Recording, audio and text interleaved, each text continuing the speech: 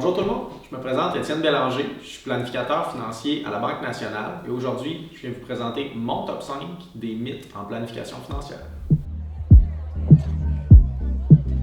Alors mon premier mythe, c'est qu'on n'a pas besoin d'avoir un plan financier avant d'être rendu à un certain âge. Pour commencer, c'est faux. C'est important d'avoir un plan financier en tout temps. C'est l'outil du planificateur financier. Donc, moi, je me sers du plan financier pour pouvoir projeter les flux monétaires, finalement, les montants qui vont permettre aux clients d'atteindre leurs objectifs à travers différents moments dans leur vie. Tout simplement, que ce soit l'achat d'une maison, oui, la retraite, c'est le premier qu'on pense naturellement, mais aussi peut-être fonder une famille ou différents autres objectifs. On a besoin d'utiliser le plan financier pour pouvoir projeter finalement les impacts puis les meilleures stratégies dans l'accumulation, puis aussi comment on va ressortir l'argent pour intégrer finalement la fiscalité là, dans le projet. Le deuxième mythe en planification financière, c'est la bourse, c'est comme le casino. Souvent, c'est plus des clients un petit peu plus âgés, un petit peu moins d'éducation financière qui m'arrivent avec ces phrases-là. Ben, c'est faux. La bourse, finalement, nous, on l'intègre dans des portefeuilles qui vont être probablement plus diversifiés pour atteindre les objectifs des clients. Avec la diversification, c'est pas un coup de dé, c'est vraiment, on va être capable d'aller chercher un rendement supérieur au rendement sans risque, assurément. On va faire des choix intelligents dans les portefeuilles des clients. Donc, puis c'est pas non plus l'autre extrême pour être tout autant faux. Dans le fond, dire que parce qu'on a un long horizon de placement, le client devrait toujours aller dans un portefeuille 100% action, ça pourrait être aussi faux. Donc, regardons par exemple un exemple. La personne a une tolérance au risque, permettrait peut-être de plus dormir la nuit s'il y avait une grosse variation comme on a vécu cette année ou en début 2020. Ben, la personne va débarquer du plan de match qu'on a bâti avec elle en planification financière. Donc, c'est vraiment important là, de prendre compte de sa tolérance au risque. Puis c'est pas vraiment là, une question de chance, mais vraiment une question mathématique, d'aller avec le meilleur profil pour la personne. Donc, le troisième mythe, on l'entend souvent, puis c'était une de mes craintes avant de me lancer dans la carrière, c'est que les planificateurs financiers vont être remplacés par les conseillers robots. Après avoir pratiqué un petit peu dans le métier, on se rend compte que ça pourrait être assez impossible parce qu'un planificateur financier, c'est pas juste de choisir le portefeuille puis la tolérance au risque du client, mais c'est vraiment, on a une intelligence émotionnelle, on accompagne les clients qui peuvent parfois vivre des moments plus difficiles qui leur feraient débarquer du plan. Donc, nous, on va embarquer dans le plan financier avec le client, on va pouvoir l'accompagner, on va pouvoir faire plus que juste l'accompagner au volet des placements. Je vais l'accompagner dans les autres champs de la planification financière. Puis c'est vraiment là, en intégrant tous les champs de la planification financière, souvent, qu'on va aller chercher la plus-value. Donc non,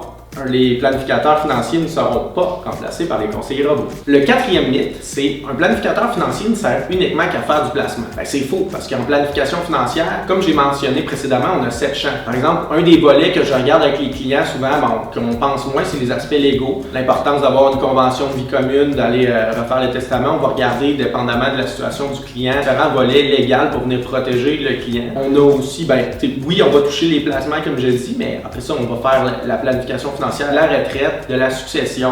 Une fois qu'on a fait un bon plan et qu'on a fait l'accumulation avec les stratégies fiscales et les placements, ben écoutez, on a peut-être le volet aussi de protection. Donc les assurances qui doivent venir aider le client finalement à protéger puis à aider aussi parfois à la transmission du patrimoine à deuxième génération, à troisième. Puis tout ce qui est les finances, donc le budget, les épargnes, les comptes en banque, tout ça, comment qu'on va gérer finalement les finances de la vie familiale.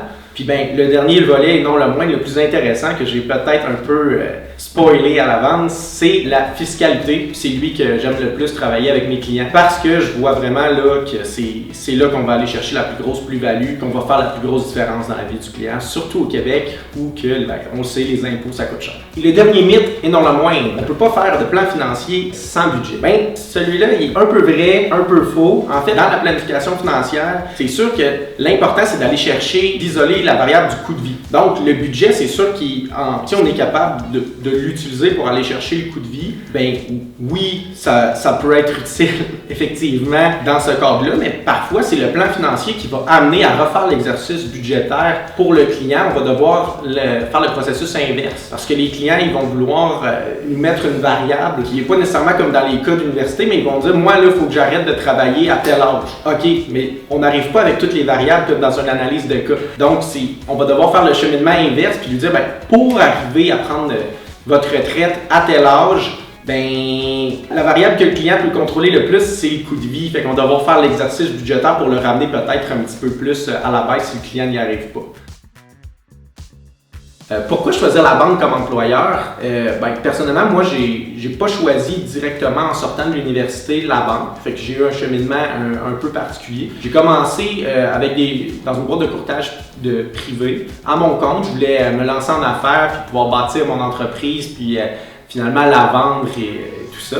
Qu'est-ce qui est arrivé, c'est que j'ai eu, mon cheminement a été déplacé, j'ai progressé, puis j'ai décidé que je voulais aller voir ailleurs. Puis, je voulais pas nécessairement laisser la partie un peu autonome, puis j'avais toujours la fibre entrepreneuriale. Puis, c'est vraiment à la banque ce que je trouve le fun par rapport à d'autres institutions financières qu'on connaît. C'est vraiment on est vraiment entre les deux, entre le courtage privé pour les travailleurs autonomes, puis le volet un peu plus classique de salarié. Donc, moi, je peux me développer. La banque m'accompagne, me donne un book de clients. Par contre, on a des bons objectifs à atteindre, puis on peut ça va vraiment venir impacter directement notre rémunération. Donc, on n'a pas nécessairement de plafond, un peu comme un travailleur autonome. Plus tu travailles, plus tu vas pouvoir te réaliser dans ton travail. Ben, finalement, comme planificateur financier à la Banque nationale. Mais on a aussi accès à tout le pool de clients internes qui ne sont pas nécessairement tous desservis à 100% à la banque, qu'on peut développer puis venir les aider avec un plan financier. C'est vraiment le fun d'avoir accès à tout ça pour t'aider dans ton développement des affaires.